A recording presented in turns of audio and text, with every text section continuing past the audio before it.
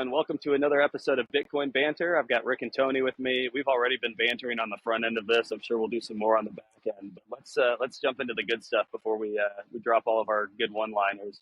So we have we're going to cover a few topics that we've covered in the past to some degree, but sort of new developments. We're going to start though. We're shifting away from politics, but we've got a recent Kamala Harris proposal to ban price gouging on food and groceries as part of her broader economic agenda.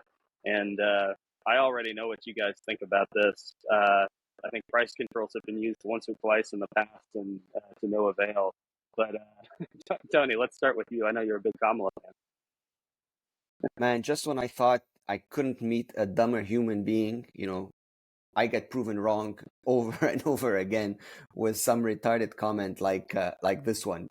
Like, I don't even know how it's like publicly acceptable to speak like this, especially for somebody in her position to come out with such a moronic statement about, trying to pull a stunt like this, which is impossible. It's never worked. It's never going to work.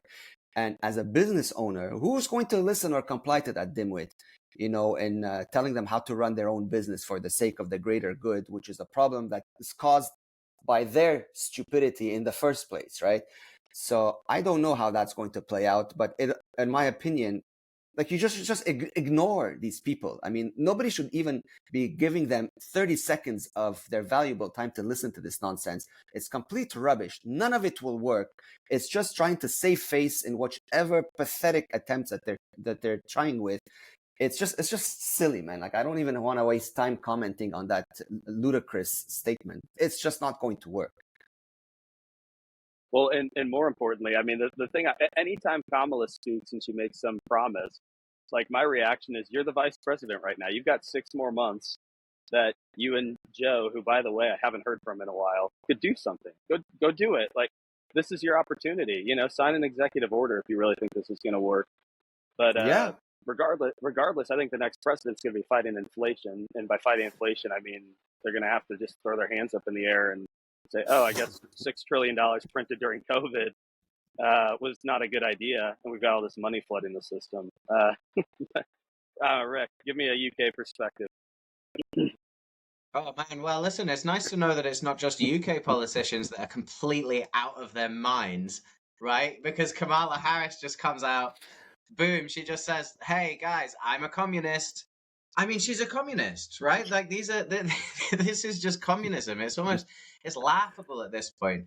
I mean, back in the 70s, Nixon tried price controls that failed miserably, right? And price controls, like, they don't work because, like you said, Michael, right? Like, margins at the supermarkets are between like 1% and 3% profit margins, right? Like, this idea that these companies are like taking advantage of consumers and jacking up the price to make more profit is just total nonsense. It's like it's childlike thinking, because of course inflation impacts them as well. So all their costs have gone up. That's what's driving the increased costs of goods, right? And the problem is that if Kamala Harris, the crazy communist, decides that she's going to put price controls on what these organizations sell, but she's not going to put price controls on their input costs, then all that happens is that all these goods become unprofitable. And what happens next? Well, the companies stop producing them. Go figure. So what you end up with is Venezuela. There's just like no products on the shelf because it doesn't make any sense. No one's going to do it. It's mental. If she goes through with something like that, then expect food shortages. That's what happens after you try price controls, right? It's really, really simple. And yeah, I mean, look, this always happens in a hyperinflationary or inflationary environment, because the government's got 2 options, right? Number one, admit that inflation is their fault because they colluded with the Federal Reserve and printed money out of the wazoo, right? Or 2, blame someone else. So what are they going to do? They're always going to look to blame someone else. So now they're going to go and blame the supermarkets, tell everyone it's their fault. And listen, when the shelves are empty, they'll also tell you that was the supermarket's fault as well. So yeah, Kamala Harris, I mean, she's just a dirty red, right? Like, she's a full-on communist. And hey, Yeah, I mean, if she gets into office, then yeah, I guess we'll all be off to South America. I don't know where we're gonna go, boys, but we gotta get the hell out of here, right? If she wins, I'd say every American citizen with half a brain is going to need a plan B, like 911. Hmm. Yeah, and Rick, you hit on something important too, and this isn't a just like a knock on Democrats. I mean, Republicans, Democrats, everyone's tried this because everyone, not everyone, but throughout time, politicians in different times and places have faced the same issues. They devalue the currency. Obviously, prices increase. That's what happens, and or rather, the prices increasing, your fiat just becomes worth less, and it just doesn't work. I was explaining this, like my wife is really smart, but she's never studied economics, doesn't really think a lot about this stuff. And I was at dinner with her last night and was explaining that when these sorts of things come about, what happens is you get shortages if there's a price control at the top, and you get surpluses if there's a price control at the bottom, right? So like if you put a floor on prices, and it's just the market responding to manipulation. If you allow the free market to just operate, prices are going to be what they're going to be. And unfortunately, today, that's just higher than it was yesterday or 3 years ago or 5 years ago because we have more money flooding the system. It's just that simple. It's not a hard concept for people to understand, but people are so financially and economically illiterate that it sounds appealing. Like, oh, if someone could, I would rather blame the grocery store and have someone just go step in and fix that than acknowledge what's really going on behind the scenes. So, It's yeah, total not going to work. hubris, right? These people, they think, right? So if an economy is made up of every single tiny, minute transaction between individuals, imagine how insane you have to be to think that you could centrally manage this. It like you got to be. It's beyond dumb. And you're right though. This isn't like a Democrat versus Republican issue. They've been printing money regardless of who's in power Yep. for what 50, 60 years. So look, either party gets in, you're still going to have inflation. This is like an unavoidable problem now. So the only thing to do, the only logical conclusion is vote for yourself, secure some Bitcoin, get yourself a plan B residency, And make a opt backup plan. out. No one's coming to save you. No one's coming to save you. So you got to save yourself. 100%. Well said. And hey, I'm just going to apologize. I didn't really account for the sun rising, unfortunately, so my lighting's probably going to get kind of funky here. But we'll move on to the next one. Speaking of inflation, CPI inflation comes in at 2.9%. Good news, guys. Better than expectations. So they're happy with the pace at which they're stealing from us. It was better than they were anticipating. I can't remember what they were. I think they were thinking, 3% inflation. Yeah. Oh, and 2.9. They really knocked it out of the park here. Initial reactions to the inflation numbers. Hey, first of all, Tony, do you believe 2.9%? Yeah, man, like I saw pink monkeys flying, last night, in the sky above me. So yeah, of course I believe they're 2.9. I don't know what kind of mathematical wizard they hired to concoct these numbers, man. But whoever that is, let me tell you, man, he's doing some creative wizardry that I've never heard of before. 2.9, I mean, you have to be an utter fool to even listen to anything these people spew out. All you have to do is go out to your local market and check the price of things and see if it matches that ludicrous 2.9 rubbish that they're printing on all major headlines now to do God knows what they're trying to accomplish with this. I think they just think the American people are as dumb as it can possibly get, and that they'll simply believe what they read just because it's in the papers. It's an actual insult to every American citizen to have this shit printed out on headlines like this by these crooks that are behind the demolition of so many lives in real time today. So no, of course I don't believe this 2.9. Inflation is on double digits easily, almost everywhere, not just in the US, globally. In some cases, it's like astronomically higher. So don't believe anything you read. Just go out to your store and check the price of an item that you used to pay for not that long ago. Compare the price today.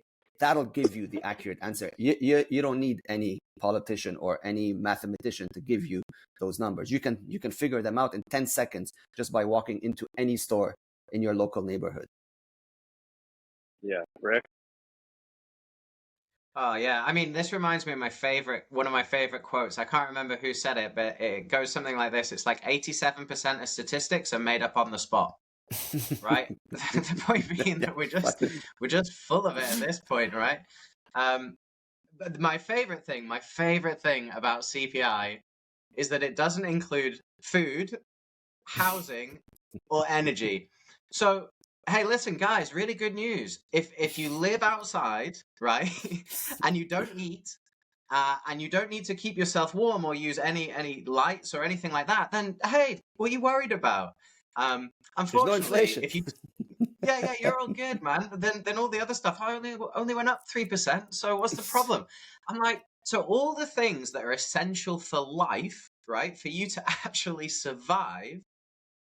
Yeah, we don't count those guys because that wouldn't be helpful for our numbers. And they come up with all these machinations of well, you don't buy a house every day, so we don't need to include that sort of thing. Just bonkers. And even if they did include those things, the idea that 2.9% is accurate is, I mean, they're saying the same nonsense in the UK. They're going, oh, inflation's coming down. And the problem is, right, you have all these dummies, certainly in the UK. I can't speak for America, but like I run into people all the time who say, "Oh, look, Rick, stop talking about this Bitcoin thing. Inflation's coming down, prices are coming down." And I'm like, "Yo, like you need to read a book or something. Like we invented this language. How do you not understand it, right? Inflation at 2.9% doesn't mean prices are coming down. It means they're still going up, just maybe slightly slower than they were before. So, if you thought it was expensive, it's still getting more expensive. So you're getting worse off, and that will continue to be the case. And until you read some books, like go and read the Bitcoin Standard, go and read some books, educate yourself, right? And yeah, I mean, look, if you read modern newspapers today, or like in the UK, if you get your news from the BBC, the Guardian, or any of these ridiculous places, or in the US, like Forbes, the Washington Post, any of these places, right? They are just feeding you lies, and I'd love to call it incompetence, but I think that lets them off the hook. I think they know exactly what they're doing, and they Of think they can pull course. the wool over your eyes. So yeah, Tony's right. You should tell these people it's offensive. But yeah. No, CPI is a load of rubbish. Unless you're Yeah, having like baked beans on toast for dinner every night, then yeah, maybe there's no inflation. I'll tell you what, I think you guys are probably giving people too much credit that this is insulting, though, because I think most people buy it.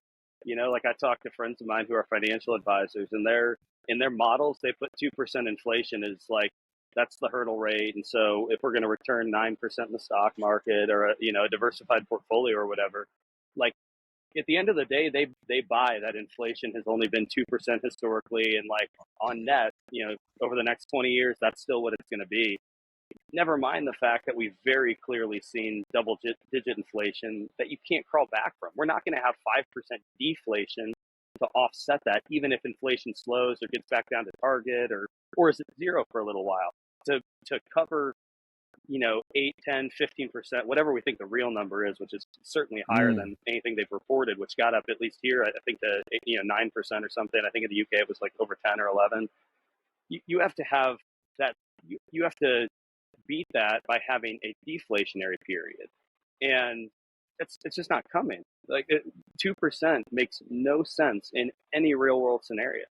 So, but the point I was making is you guys both said this is like an insult to Americans or whoever's paying attention to this.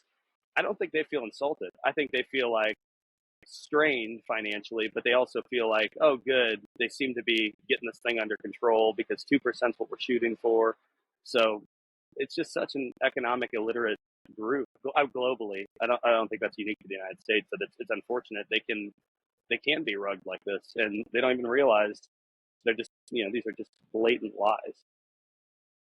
I'm Yeah, So glad you that's even mentioned. worse. That's even yeah, worse, though. That means, that the brainwashing is so deep and ingrained that, supposedly intelligent people, professionals, are just unable to see it. It's like so crystal clear, from someone just paying attention to basic math that, then the fact that they're not able to do this, I don't know, man. It's a dire situation.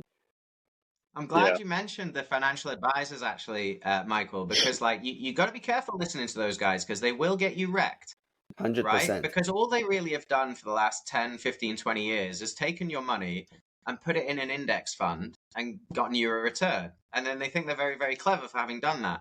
When in reality, we all know that the stock market just goes up because they print a shed load of money, right? And I'm glad you mentioned it because this Sunday, actually, our newsletter that's going out is called The Death of the Financial Advisor. And it explains why, actually, in a world on a sound money standard, where you're not forced into speculating just to try and beat inflation, the question has to be begged, if you could just save money in Bitcoin because money's fixed again, then what do you need a financial advisor for? So, it doesn't surprise me that financial advisors buy into all of this stuff because their livelihood depends on it. Um, 100%. so they'll be one of the yeah, last ones to figure this out, unfortunately. yeah. And Yeah, I understand. I was just here's the thing. With a lot of people, like I was talking with my, I'm out in Utah right now with my entire family. I was talking to my dad and my brother yesterday about like the incentives that doctors have, right? Like, uh, they have they basically have a subscription model. Ozempic for obese people. They've got statins for people with high LDL, whatever. And I told them, I said, you know what? Like the doctor I go to, he's like a very mainstream doctor. I don't agree on anything. I go to him for like I jacked up my shoulder. I need a steroid injection. Like that kind of thing. I don't listen to anything he says about diet. But I was like, I think he's sincere. I think he thinks that a plant-based diet is the way to go. He's been taught that. They've been trained on it. He went to a great college and great med school. He's a smart guy. And he didn't want to prescribe me a statin because of my age, but he's like, 10, 15 years from now, like you're going to need a statin if you keep doing what you're doing. And so I think I think he's genuine. He believes that. And I think the same thing about a lot of financial advisors. Like they've had this model of a diversified portfolio. Stocks go up, you're going to get a 10% return there. Inflation historically is 2%. And so I think the evil starts somewhere higher up. Like the Mhm. Keynesians who have been pushing this into universities for so long.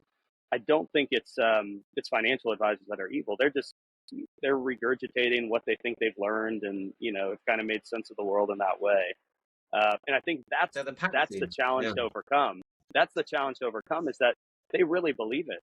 I don't think most of them are bad people. I know some very good people who are Mhm. financial advisors and are saying this nonsense. So it's not a defense of lies, but it's I think you got to step back and like evaluate the incentives, follow the money, and also just understand that people are coming from years and years of education in a particular discipline, and they've been told lies. But as far as they're concerned, it's the best knowledge we have. They haven't figured out Bitcoin yet, obviously. yeah, but where's their responsibility to think and use common sense and to do the work and research and verify Yeah, all this bullshit that they've been fed? If yeah, all they are just professional parrots, to regurgitate what somebody else has told them, then you shouldn't be calling them advisors or professionals in any sense of the word. I've never believed in any financial advisor since I was a teenager. I've got family members that are financial advisors in high positions, and I used to laugh at them all the time. I used to tell them, you guys are full of shit. You have no idea what you're talking about. All you're doing is placing a guess, and based on the fact that you know that whoever you're telling this to is an even bigger idiot than you are, who knows even less than you, and that's how they believe you, and you're charging them commissions because you're being paid, based on these incentives, and that's how you're making money. And the fact that your salaries are so high just confirms that there's so many clueless people out there that you're taking advantage of because they know even less than you do, and that's how this whole Ponzi works. So, but yeah, all I'm, you are is yeah, guessing. Like if I were to take a crystal ball, spin my circle, blick, and you putting all these fancy charts with lines and numbers and all that fucking bullshit, all you're doing is taking a guess based on a hypothetical. So I've never what, believed in any of them. I've yeah, never hired a single one of them, and to this day now it's been blown out of the water. Now we know that it's all rubbish that they're spewing anyhow. yeah. I'm not letting them off the hook for abdicating that responsibility. I completely agree with everything you just said.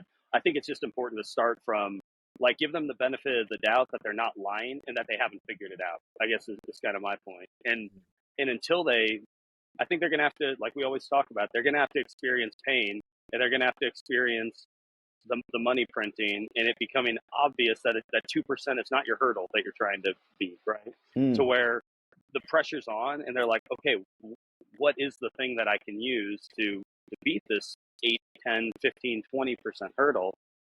Oh, it's Bitcoin. It's the stock market's not going to do it. Or if the stock market does it, maybe it will because they keep printing and people tend to go into equities and that sort of thing and less into bonds.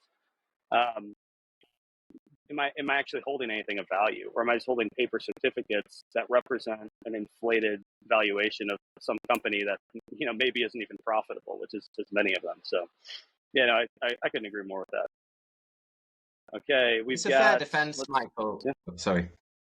No, I was go gonna say on. it's a fair defense because the education system, right? The education system teaches you what to think, not how to think. Yeah. Right. So what these people do is they go through, they get this financial education, and they're good at passing exams, right? They get great marks because they're good at taking the information in and regurgitating it. But what they never do is sit and think, does this make sense?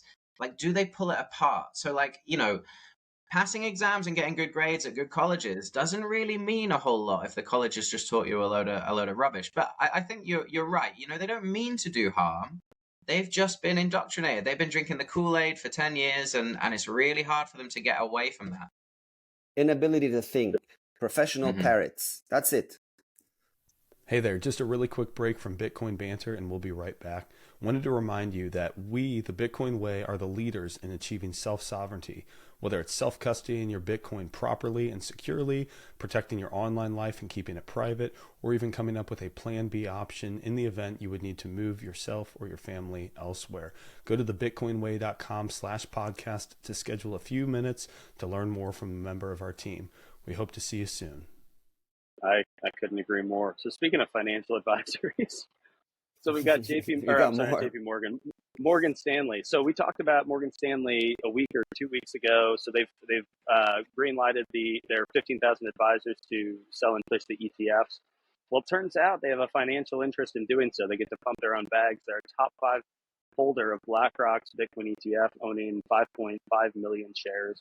I don't know when these were purchased, so this was as of the end of June. So obviously, conflicts of interest. At the same time, I suppose an ETF product, although not Bitcoin, is a better option.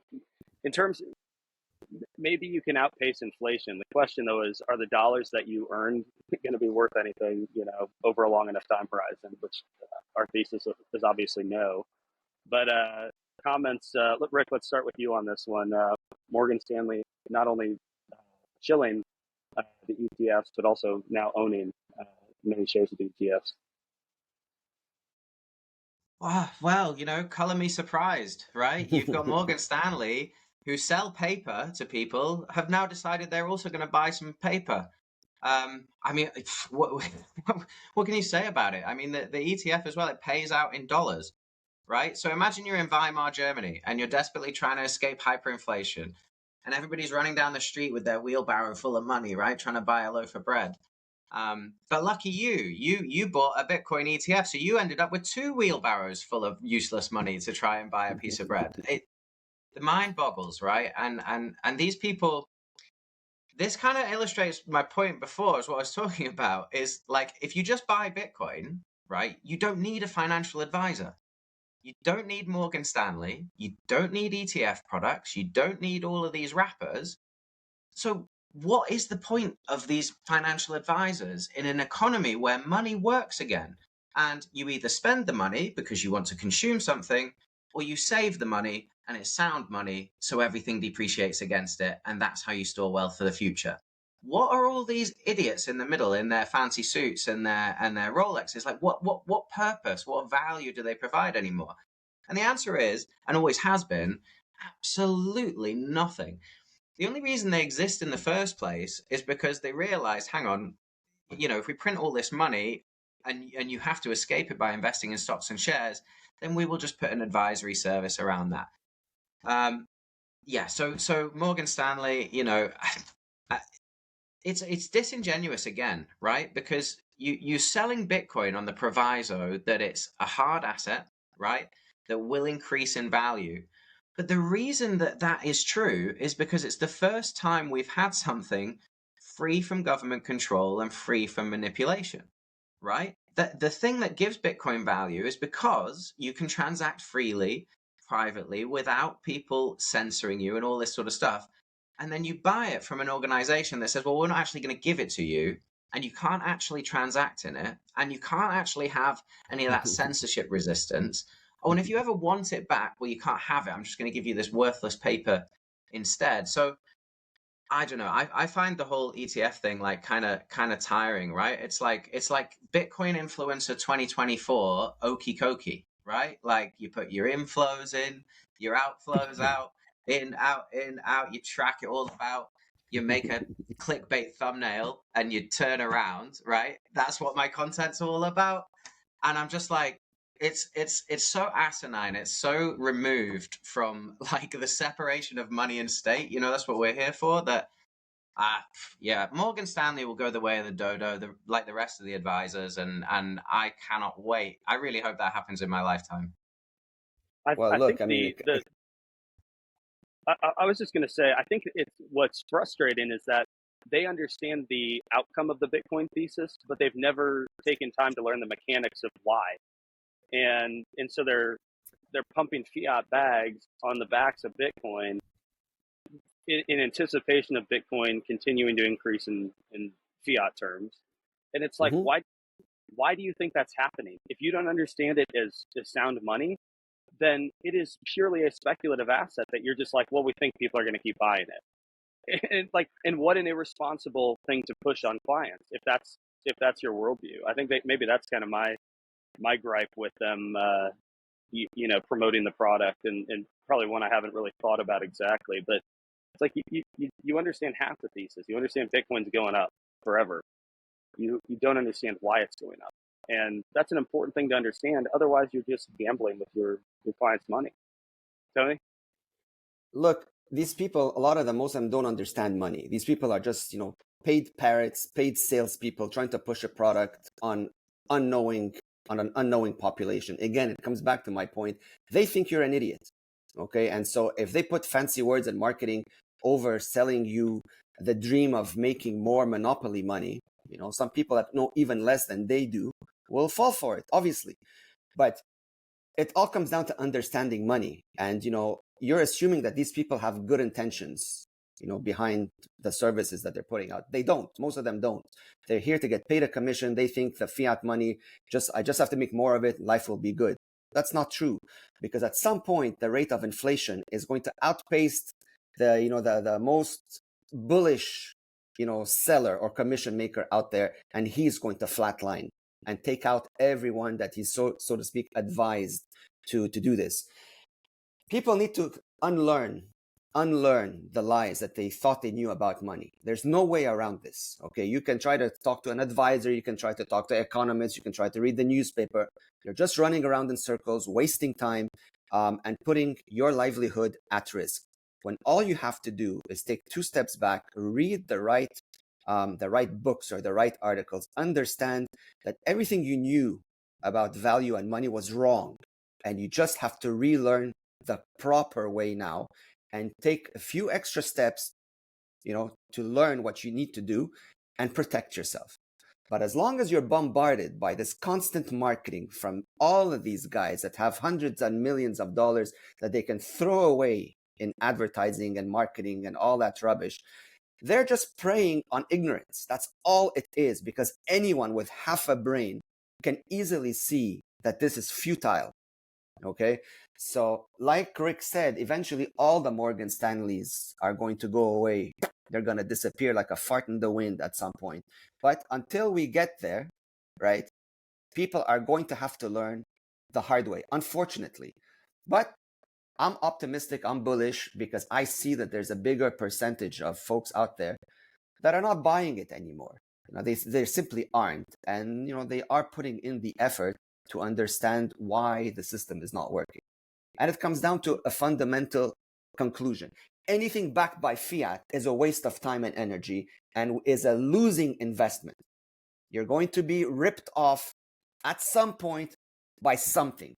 So come out of this system, leave it in the past. It's complete rubbish. It has absolutely zero value for you. It's no good for you or your family. Just leave it behind and focus on something that no one can take away from you anymore, something that you can actually use to build the life of your freaking dreams that was never possible before, because we've never had an unconfiscatable asset in the history of humanity.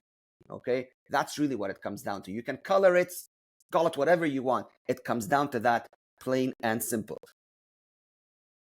Yes, sir. Okay, we're gonna hit on one more item here. So we talked about this in our last Bitcoin Banter episode earlier this week, but Preston Fish posted as a poll on X, what reverse engineered crisis are they going to create to substantiate all the money printing that has to happen with mathematical certainty?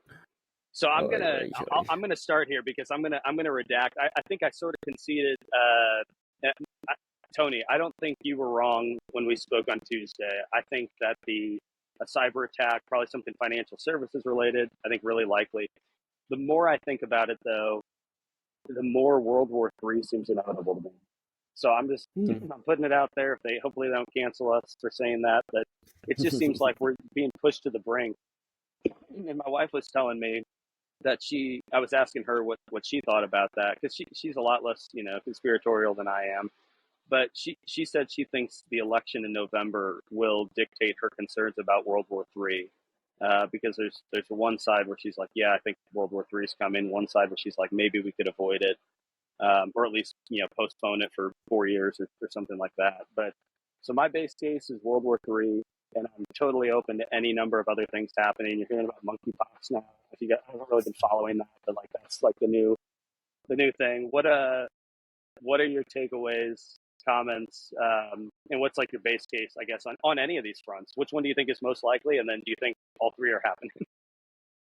Yeah, I think all of the above are likely to happen. I initially think a cyber attack is very, very likely because it just makes sense considering how bad the current system is falling apart. So how else are they going to justify stealing your money than a concocted cyber attack that's, oh my gosh, all of a sudden all banks have their accounts frozen and your money is blown away. But don't worry, we're going to come in and save you.